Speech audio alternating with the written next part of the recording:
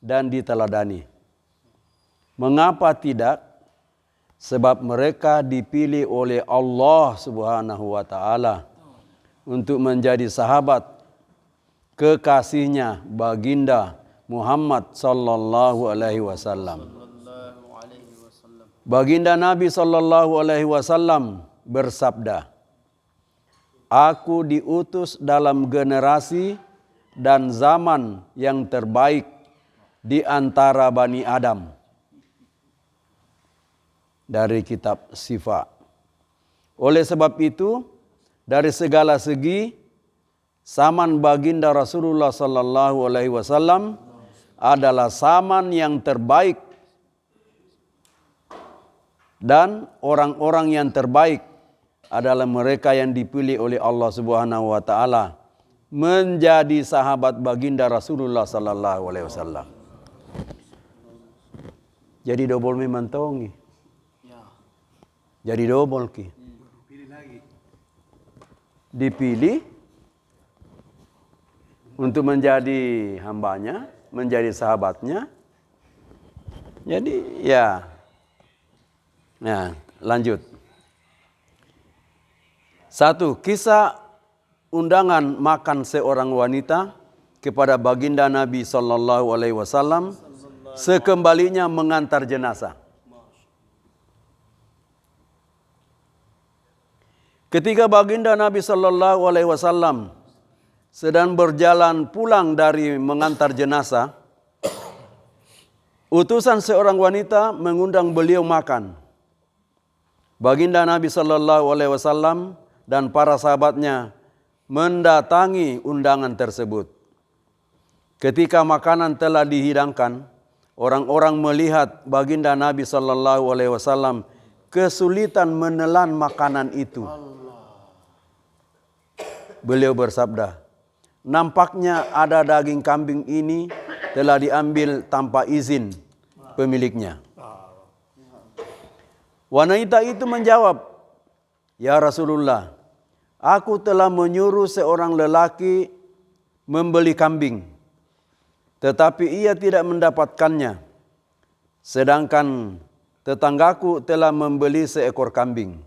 Aku menyuruh seorang untuk membeli kambing dari tetanggaku tersebut, tetapi suaminya sedang tidak ada di tempat. Jadi istrinya yang menjual kambing itu kepadaku." Lalu baginda Nabi sallallahu alaihi wasallam bersabda, "Berikanlah daging itu kepada para tawanan perang." Jadi memang beda. Memang beda. Ya? Faedah. Bagi baginda Rasulullah sallallahu alaihi wasallam yang berderajat luhur bukanlah suatu luhur biasa bila tenggorokan beliau kesulitan menelan makanan yang subhat. Pengikut beliau yang biasa saja sering mengalami hal demikian. Jadi kalau kita juga biasa merasakan ada kesulitan menelan, mungkin saja juga itu subhat. Jadi jangan dilanjutkan. Justru tambah. Aduh, astagfirullahaladzim. Yang kedua, jadi itu kejadiannya. Kisah baginda Rasulullah sallallahu alaihi wasallam tidak bisa tidur semalam suntuk karena sebutir kurma sedekah. Jadi ceritanya sama. Mungkin juga subhat ya. Suatu ketika baginda Nabi sallallahu alaihi wasallam tidak dapat memejamkan matanya sepanjang malam.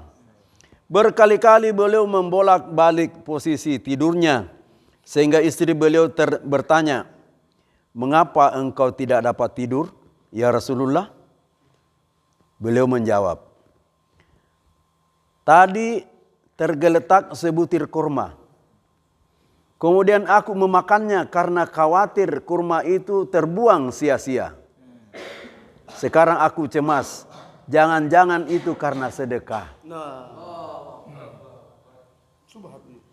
Jadi ya kita baca dulu faedahnya. Kemungkinan besar kurma itu benar-benar milik baginda Nabi sallallahu alaihi wasallam.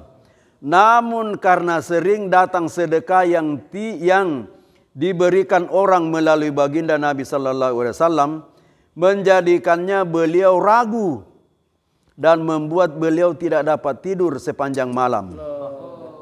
Beliau khawatir kurma yang dimakan itu harta sedekah. Demikian akhlak pemimpin kita. Hanya karena perasaan ragu, beliau berkali-kali membolak-balikkan posisi tidurnya dan tidak dapat tidur sepanjang malam. Lalu bagaimana keadaan diri kita sebagai pengikut beliau? Jawab sendiri, Maki. Ampuni hamba ya Allah. Ampuni ya Allah. Ampuni ya Allah. Astagfirullahalazim. Aduh. Barang benar tapi ragu dari dalam dirinya, akhirnya membuat beliau tidak bisa tidur. Bagaimana dengan kita sekarang? Jawab sendiri, Muki.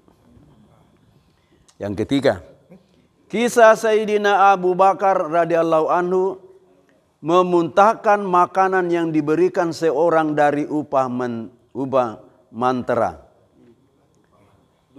Ya, jadi sesajen.